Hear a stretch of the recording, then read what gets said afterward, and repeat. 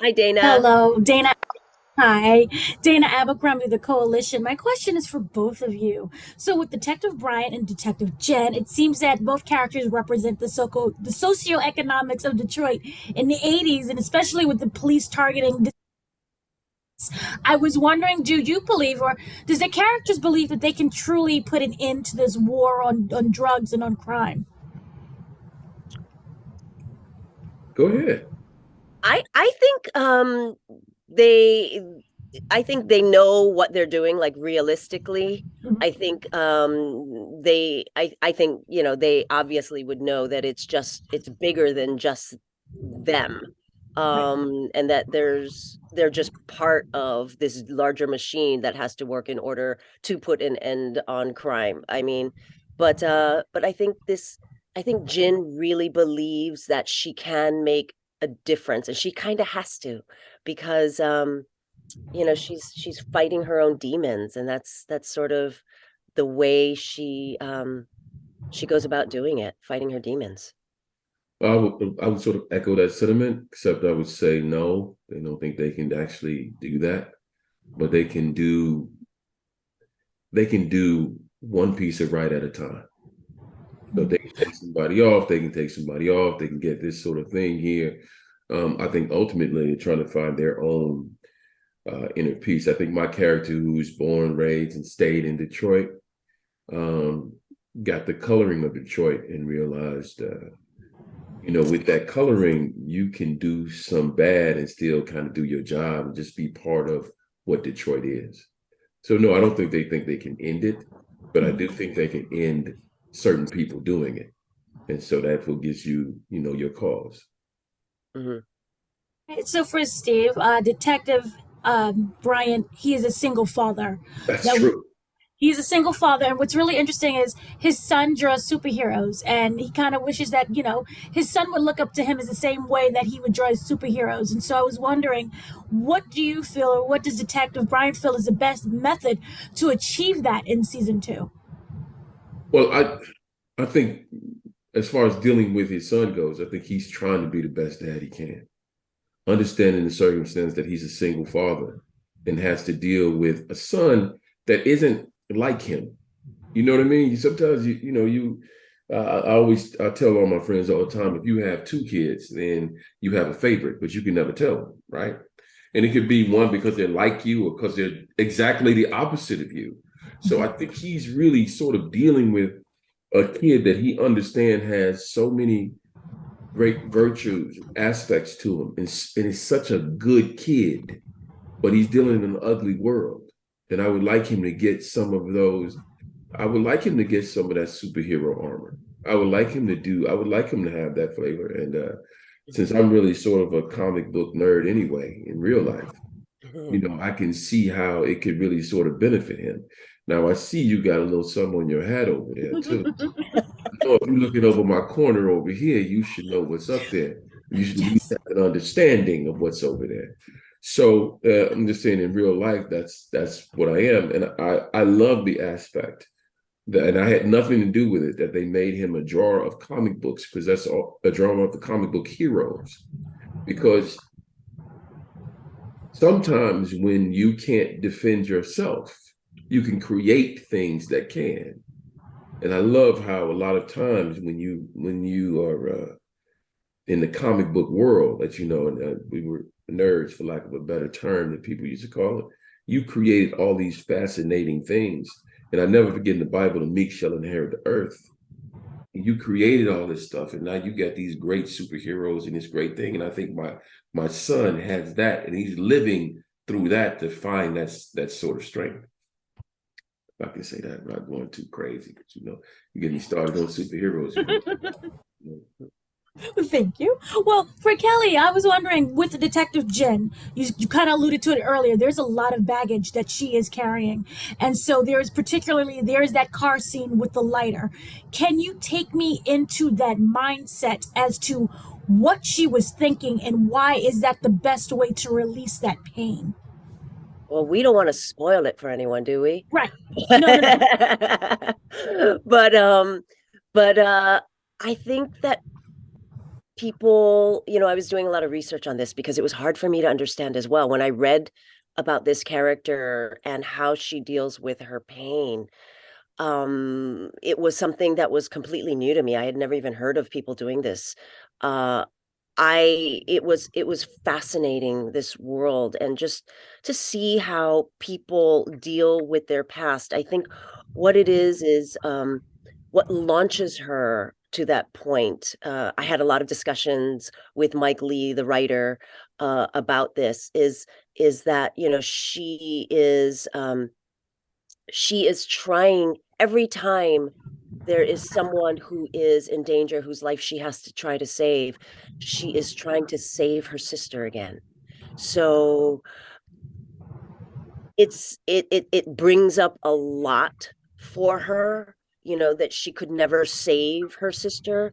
And so this is the way that she deals with the pain, brings her back to reality, helps to relieve the anxiety. There's so much psychologically to unfold with self-harm that we can't. There's just no way to talk about all of it in these few minutes that we have.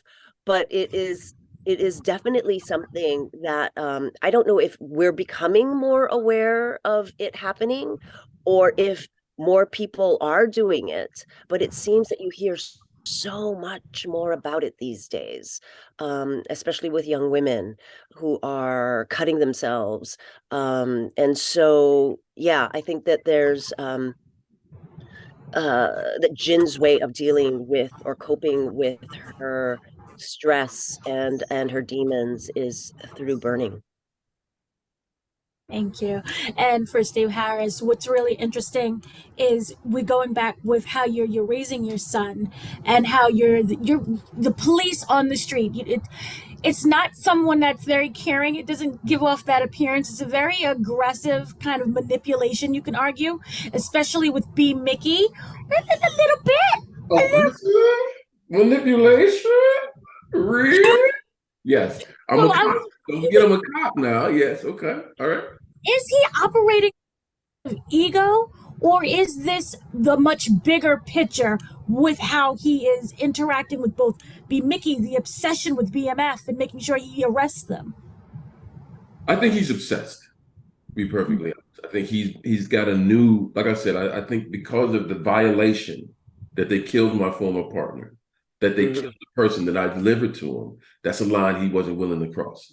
He can take the money, we can do some extortion thing, we can do some maybe a little bit of rough him up a little bit. We can do some of that kind of stuff. What we can't do though is end of life. And so I think he's driven dangerously so by this, because I think it consumes him to some degree. I think that's why initially he really doesn't want Kelly around. He doesn't want a partner. I need it because I can do this. A partner sort of hinders me from being as free as I can to do what I need to do. If I'm out here by myself, sliding up on B Mickey and doing all these other sort of things, I can sort of get them done. With a partner, that makes it very difficult. That's somebody else now you have to answer to, respond to, respect, figure out how to manipulate and deal with them as well. So no, I don't think it's an ego thing.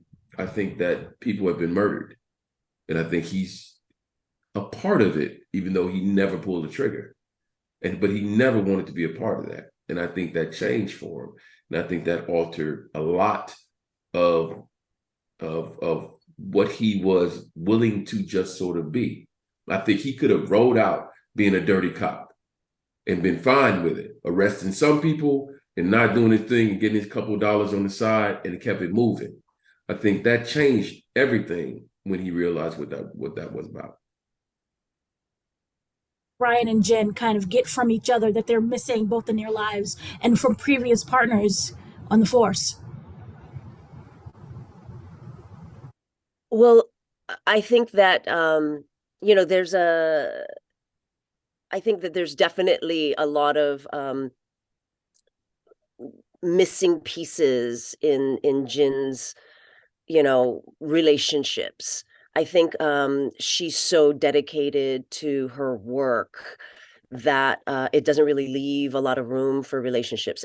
And what I've been told, actually, what I learned on this is that uh, a lot of female cops only date other cops because it's hard for anyone else to really be able to understand what it takes to do this job.